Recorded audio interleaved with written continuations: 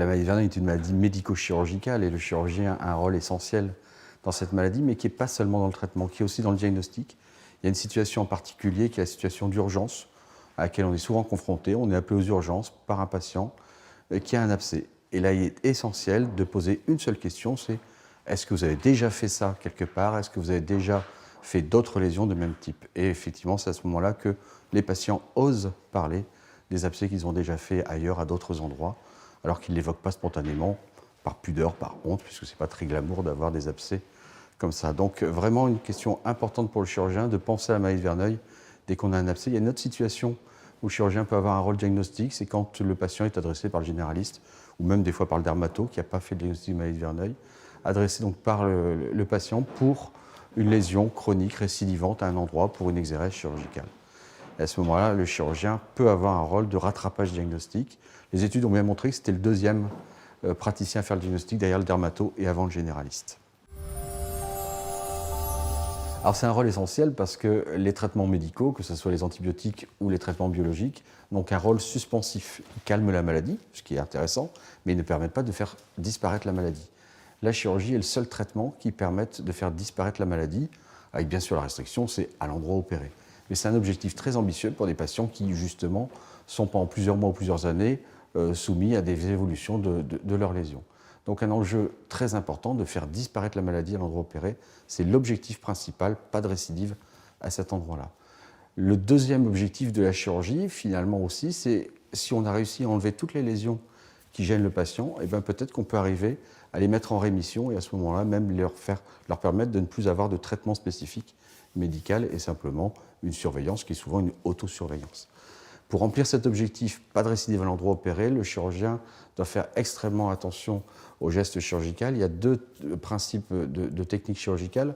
Premier principe, il faut tout enlever. La maladie creuse des petites galeries, donc il faut absolument chercher ces petites galeries. Si on laisse un fond de galerie, la récidive est inéluctable. Et deuxième principe, c'est a priori de laisser la plaie cicatriser toute seule de la profondeur vers la surface.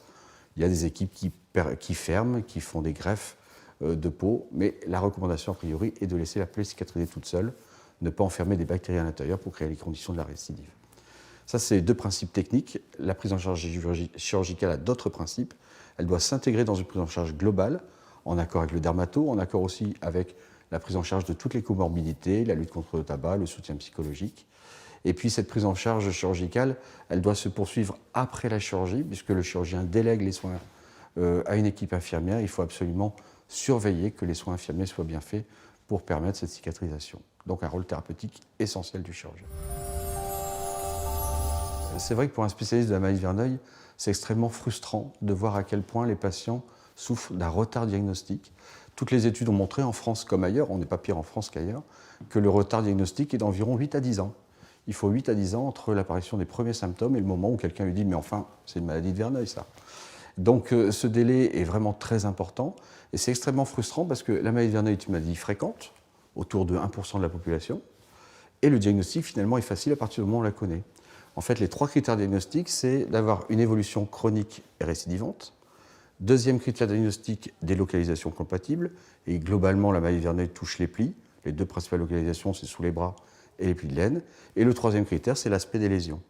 Globalement, c'est très facile de faire un diagnostic de maladie de Verneuil, c'est des abcès à répétition dans les plis. Avec cette phrase, vous savez reconnaître une maladie de Verneuil ou au moins l'évoquer et rendre service au patient. Le message à faire passer aux patients, c'est sortir de l'isolement. Le piège de la maladie de Verneuil, c'est une maladie qui isole, c'est une maladie qui fait mal, c'est une maladie qui s'accompagne d'écoulements, éventuellement purulents, malodorants. Le réflexe, forcément, face à cette maladie glamour, c'est de se replier. On n'en parle pas. On a un peu honte de tout ça. Et en plus, effectivement, puisqu'il y a un retard diagnostique important, les patients ne trouvent pas forcément toujours la réponse. Et bien, il ne faut pas se lasser d'aller chercher des informations, de solliciter les médecins. Il faut sortir de l'isolement. Il y a des associations de patients, il y a Internet, avec bien sûr ses limites sur le diagnostic. Mais voilà, il faut sortir, oser sortir pour trouver des solutions et pas rester seul face à cette maladie. Il y a deux points sur lesquels il faut être vigilant, qui sont deux facteurs aggravants de la maladie, le surpoids et le tabac. On sait, c'est factuel, que 70 à 90% des patients qui ont la maladie de Verneuil sont fumeurs.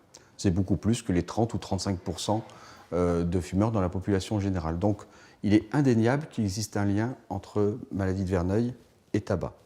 Ceci dit, on ne peut pas dire pour autant que c'est parce que quelqu'un fume qu'il a la maladie de Verneuil. Le tabac n'est pas un facteur déclenchant. Par contre, il semble bien que ce soit un facteur aggravant. C'est un facteur qui fait qu'il y a plus souvent de récidives après traitement. C'est un facteur qui retarde la cicatrisation. On a du mal à faire un lien entre l'intensité de la maladie et l'importance de l'intoxication tabagique. Donc ce n'est pas aussi simple que arrêtez de fumer, vous n'aurez plus la maladie. C'est d'ailleurs pas comme ça qu'il faut motiver les patients. Il y a une autre façon de motiver les patients, c'est simplement leur dire que la maladie de Verneuil est un argument supplémentaire pour arrêter de fumer par rapport à tout ça. Mais ce n'est pas parce qu'ils vont arrêter de fumer que tout va s'arranger. Il vaut mieux quand même se donner plus de chances possibles de contrôler la maladie. Un autre facteur aggravant, c'est le surpoids. Pareil que le tabac, ce n'est pas parce que quelqu'un est en surpoids qu'il fait la maladie. Par contre, s'il a la maladie de Verneuil et qu'il est en surpoids, alors probablement il aggrave les choses. Certainement, peut-être par le frottement, comme c'est une maladie qui touche les plis, plus les plis sont profonds, plus il y a du frottement et plus ça peut entraîner la maladie. Donc là aussi, on va conseiller, comme l'arrêt de l'intoxication tabagique, certainement un contrôle du surpoids.